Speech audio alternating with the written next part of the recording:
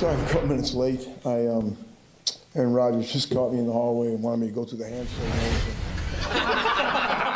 I got 4 of them wrong, and he kind of wasn't happy about it. So a lot better in training camp, though. I think I got 8 of them wrong in training camp, and I feel like I'm on the uptake right now with the signals. So.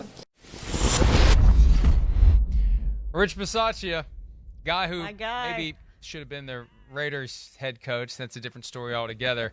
Special teams coordinator of the Packers, poking fun at the story of the week from last week. It was late last week, and I never got around to writing about the hand signals article from Kalen Kaler of The Athletic. It was very well done. It was very well sourced. Everybody was on the record. It was current players, former players. Jordan Love provided some of the most telling quotes about how this whole system works, the secret hand signals that aren't reduced to writing anywhere, and they expect the receivers to know them even if they've never been with the team before. How am I supposed to know them? How am I supposed to find them out? It took a next level when Aaron Rodgers went on Pat McAfee's show and just completely trashed the article, which I thought was uncalled for. I thought it was over the top. It was factually incorrect because McAfee said they were anonymous sources, and Aaron Rodgers, who knew damn well that they weren't, didn't correct him and say, no, it was people on the record. It was my teammates who were talking.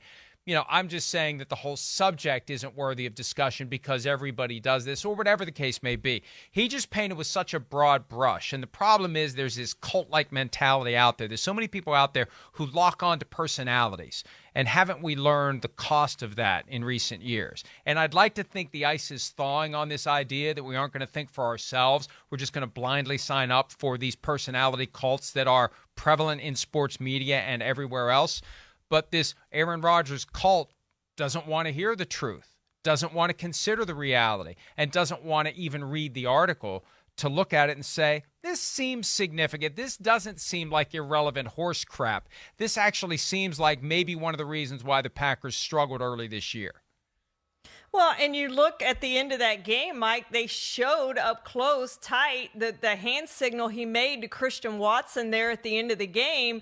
And Christian Watson didn't get it and didn't get his touchdown. And then they took the kneel downs at the end of that game. And Rodgers' quote was, guess what? He said, if he wants to score touchdowns, he is going to have to run the right route. Well, what the route he ran was not the hand signal. So we saw it right there. We saw the hand signal that he made before that play to Christian Watson. There it is. So, yes, it was a legitimate story. It was very well done, and it was all on the record sources, nobody off the record. So I don't know what Rodgers was talking about. The fact was he just didn't want people to know about that and figure out what their hand signals were. But we've seen it. We know that's the case.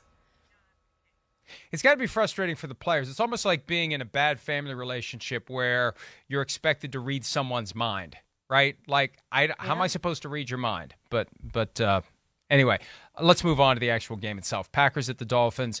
What's more likely? The Dolphins miss the playoffs or the Packers make the playoffs? Which one would you say is more likely? Well, the Packers need so many things to happen, and I do think they've got a chance for those things to happen, but I still would go toward it's more likely the Dolphins don't make the playoffs. They have the Packers, Patriots, and Jets left, and, you know, they may need to win out to get in. You look at what they've done, Mike, over the last 2 years. They were 9-8 in 2021 and missed the playoffs. They lost to the Titans in Week 17, and that killed them. They won 8 of their last 9 last year.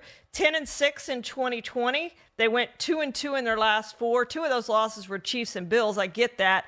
But if you want to make the playoffs, this is when you got to win. And the Dolphins are facing what they faced the last 2 years and couldn't get it done, even with 9 wins and 10 wins. So I would go with it's more likely that the Dolphins miss the playoffs. It's strange to think that there's a vibe that the Dolphins are moving in the right direction because they've lost 3 games in a row.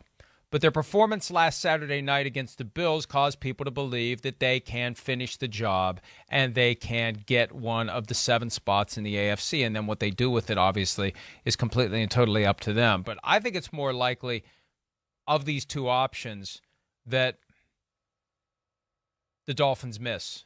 Because I'm not ready to – I think it's going to come down to Lions-Packers Week 18 at best. For the Packers, they're going to have to beat the Lions Week 18, I believe, because the Lions are going to be the other team that's in position to catch Washington. So I think it's more likely the Dolphins miss Is that what I said? Yes. I just feel like I've all along had this vision of wild card round, Packers at Vikings, with a bunch of cheeseheads in US Bank Stadium, and the Vikings getting caught flat-footed by a team that they think they should be able to beat, or a team that is going to kick the crap out of them on New Year's Day when the Vikings go to Lambeau Field, making the Packers even more confident they can go to Minnesota and win in the postseason. The worst-case scenario for the Vikings going into the playoffs is the Lions or the Packers being the 7th seed and the Vikings being the 2 seed, because I think the Vikings would be very vulnerable to lose to either of those teams if they have to play them. So anyway, long story bearable, more likely the Packers make the playoffs.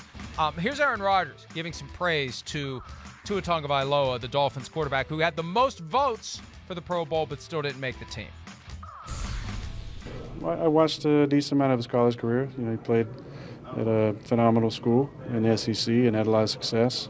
I remember the night he went in at halftime and in the national championship game, and I think just like everybody else, we were thinking, what? Why? And then obviously he showed his incredible ability and had a great career down there. Dealt with a couple, head injuries this year, which are dangerous, but I enjoyed the way that he plays. He plays on time. He throws the ball accurately. Does a nice job with his eye control for a young player.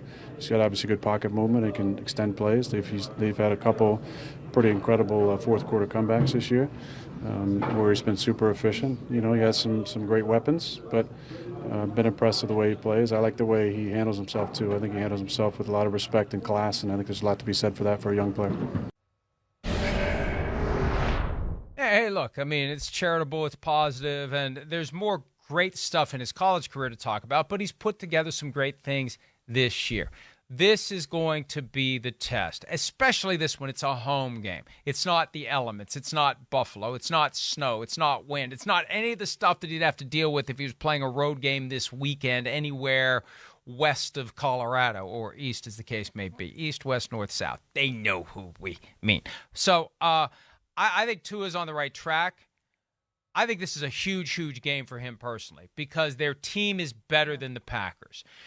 It doesn't mean he's better than Aaron Rodgers if he wins, but the team is good enough that he should be able to carry them to a victory. And if they lose another one, that's when you start really taking seriously the questions that are just beginning to creep back in on the fringes, Charean.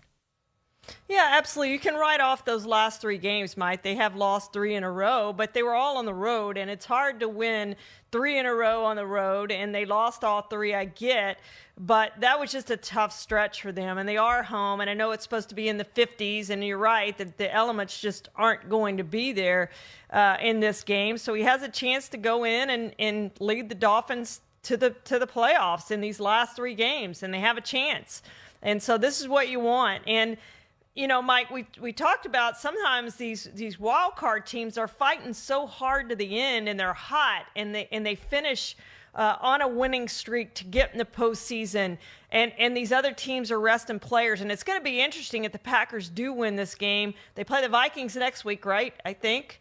And what are the Vikings going to do? Because they're not going to improve their positioning. They're going to have clinched, and what do you do? Because you face the prospect of playing the Packers in the postseason, but if you have a chance to eliminate them as well. So what are the Vikings going to do in that game? That's going to be an interesting. Do what you can to knock them out.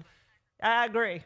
But here's the key. Absolutely. Here's the key. Vikings are still in that 2 or 3, and it's always better to be 2, even if you're going to have to play the Lions or the Packers. It's better to be 2 than 3, because if you're 3 and you beat the Giants or the Commanders or whoever, you got to go to San Francisco, most likely. If they're going to play the 49ers, you want that game in Minnesota. Hi, it's Mike Florio. Thanks for watching PFT on YouTube. Hit subscribe for the latest news and analysis from Pro Football Talk.